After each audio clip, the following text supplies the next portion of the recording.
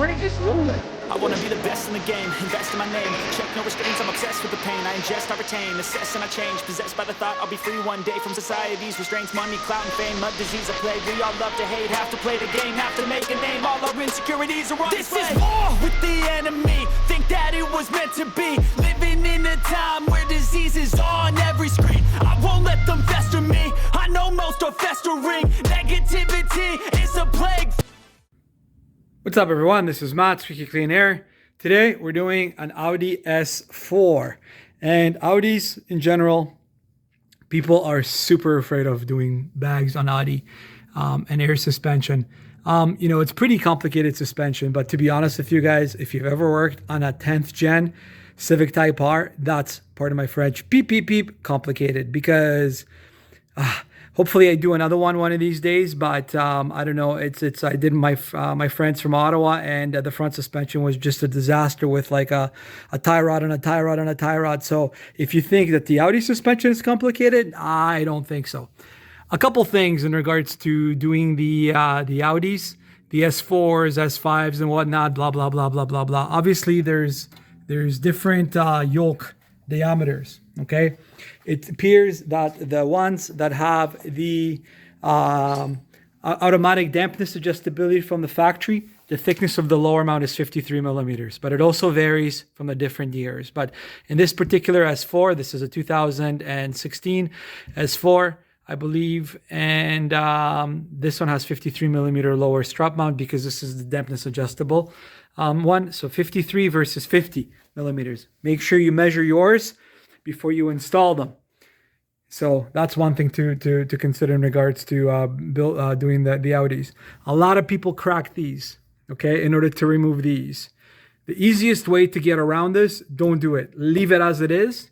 Remove these 60 millimeter bolts that are here and pull them out. Pull this out. And the reason why you're going to pull this whole suspension out, because you want to get leverage in order to slide out the yoke in order to remove the shock. Obviously, once you put the airbag in, or the air strut, which is our particular air strut right here, look how much clearance you have to slide it out. So once you're on bags, it's really easy to replace it because you don't have that overhead of a factory shock, which normally would sit probably this high, so it makes it very, very complicated. So once you remove the factory shocks, putting the air suspension shock is as easy as pie, because look how much overhead you have. It's really easy just to slide on the lower yoke. Now, buy a strut spreader, for fuck's sakes. Sorry, pardon my French. Buy a strut spreader.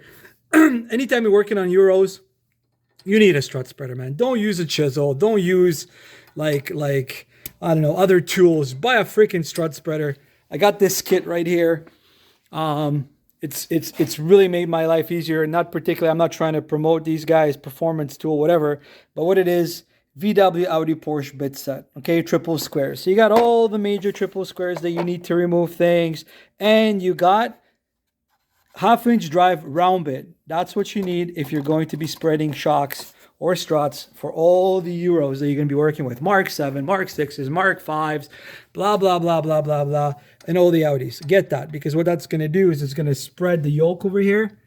See if I can get light in there. The magic of, multimedia, but lighting is a bitch. Okay, so it spreads this up in order for you to be able to slide out the shock. As simple as that. So get yourself a strut spreader.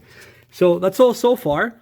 We're working on the front right now, but don't crack these, because if you crack it and break it and it doesn't come out, it's just a pain in the ass to remove these upper bolts here and then slide this hole out. I'll show you on the other side once I have it loose, and everything else is pretty much easy. There's tons of videos online that show you how to do these suspensions, put in airlift suspension. It doesn't matter. Same thing applies for coilovers and other things. So yeah, just some information for you guys.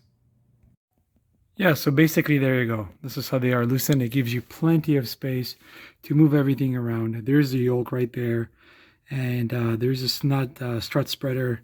Everything's kind of taken apart. It gives you a lot of ability now to sort of move it around and attach it. And it also gives you additional leverage in order to remove the factory shock and whatnot. And you can put everything back in. So this is exactly what I'm talking about, guys. You don't destroy that. You don't notch this or break this. You don't crack this, and then you have to get another spindle. It's probably easier for you to remove these individual arms, get it over and done with, and let's go.